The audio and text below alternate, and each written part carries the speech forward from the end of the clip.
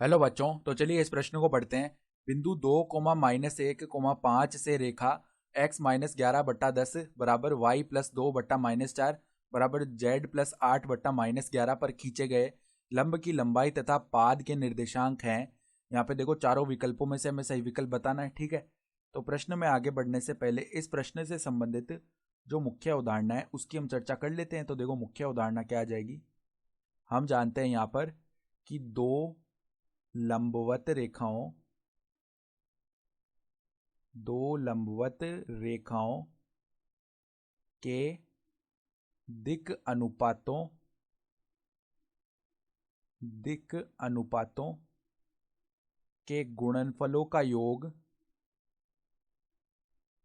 अनुपातों के गुणनफलों का योग शून्य होता है। ठीक है, शून्य होता है। यानी कि अगर दो रेखाएं लंबवत है तो उनके जो संगत दिक अनुपात आएंगे नहीं, A1 B1 C1, उनका हम गुणा करेंगे A2 B2 C2 के साथ। यानी कि A1 A2 प्लस में B1 B2 प्लस में C1 C2 बराबर 0 आता है, जहाँ पे A1 B1 और C1 तो पहली रेखा के दिक अनुपात है और A2 B2 C2 जो इसकी लंबवत रेखा आ रही है उसके दिक अनुपात है। ठीक है, ये संबंध हम यहाँ से अच्छी तरीके से जानते हैं। सही है, तो अब ध्यान से देखो, हमारे पास में एक बिंदु है, मान लो ये बिंदु रहा। ठीक है, इस बिंदु को P बोल लेते हैं। इसके निर्देशांक है 2, -1, 5। इस बिंदु से हमें लंबवत यहाँ पर देखो एक रेखा दी हुई है जिसका समीकरण भी है हमारे पास काटते रूप में। इस रेखा को हम एक बार के लिए L बोल लेते हैं।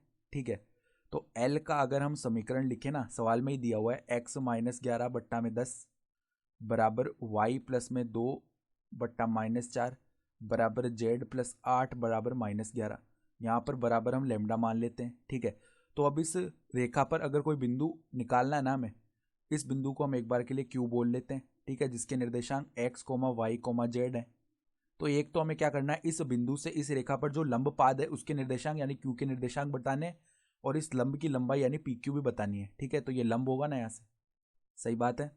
तो देखो इस L के दिक अनुपात जो है वो क्या है, यहाँ पर देखो काटते रूप में जब रेखा का समीकरण इस प्रकार लिखा हुआ होता है तो ये जो बट्टा में पद है ना 10 -4 -11, ये दिक अनुपात आ जाते हैं रेखा के।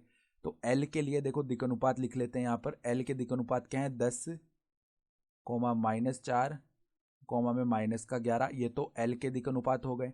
ठीक है, फिर इसकी जो लंबवत रेखा है ना PQ, उसके दिक अनुपात भी हम लिख सकते हैं। देखो PQ के दिक अनुपात क्या आ जाएंगे हमारे पास, देखो यहाँ पर दिक अनुपात निकाल सकते हैं x2 - x1, y2 - y1, z2 - z1 करके।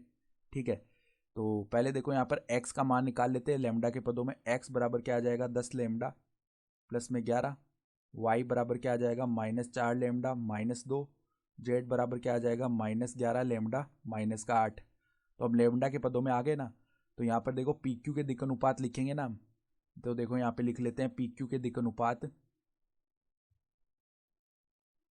PQ के दिक अनुपात देखो ये क्या बनेंगे हमारे पास में, यहाँ पर ध्यान से देखो, पहले 2 - x करना पड़ेगा या x - 2 कर लेते हैं। x का मान है 10 लेमडा प्लस 11 -2 करा तो 10 लेमडा प्लस 9 आ गया, 10 लेमडा प्लस में 9, कोमा में देखो यहाँ पर क्या आएगा, -4 लेमडा -2 और माइनस में माइनस का 1 तो वो प्लस का 1 बन जाएगा। तो -4 लेमडा -2 + 1 यानी कि -4 लेमडा -1 आएगा, -4 लेमडा -1, कोमा में देखो और क्या बनेगा, -11 लेमडा -8 माइनस में 5 यानी -11 लेमडा माइनस का 13 हो जाएगा। तो देखो -11 लेमडा माइनस का 13। तो अब चूंकि PQ जो है वो इस रेखा L के लंबवत है, तो इनके दिक अनुपातों का गुणनफल जो है वो क्या आएगा, हमारा शून्य आएगा।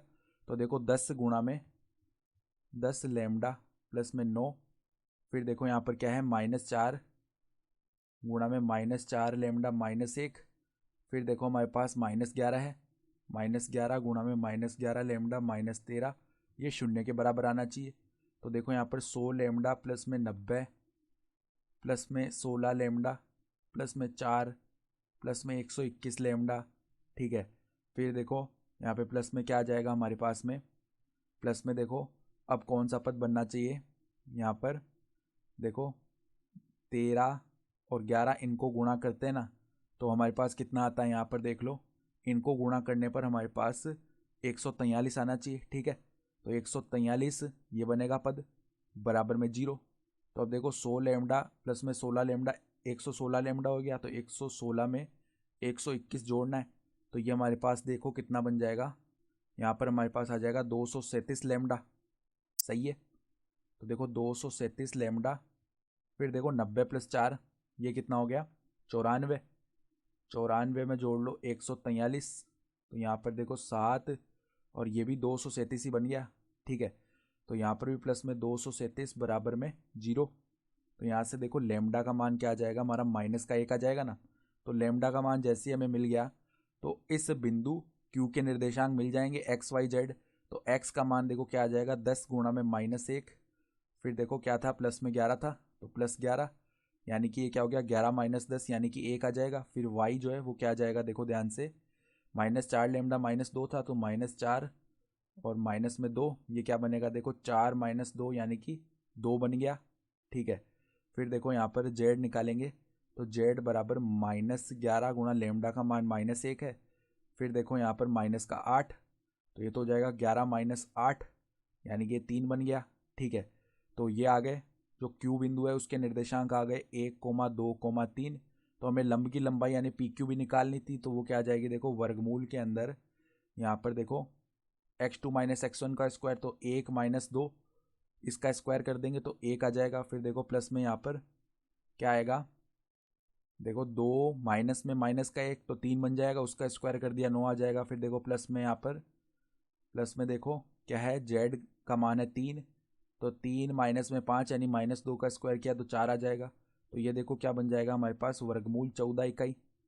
तो लंब की लंबाई पहले पूछी थी हमें, तो लंब की लंबाई तो बन चुकी है वर्गमूल 14 इकाई, और जो निर्देशांक है ना लंब के पाद के वो आ गए 1, 2, 3, यानी कि अगर विकल्प देखें ना तो विकल्प सी जो है हमारा सही विकल्प हो जाएगा, ठीक है। तो आशा करता हूँ कि आपको ये प्रश्न समझ में आया होगा। धन्यवाद।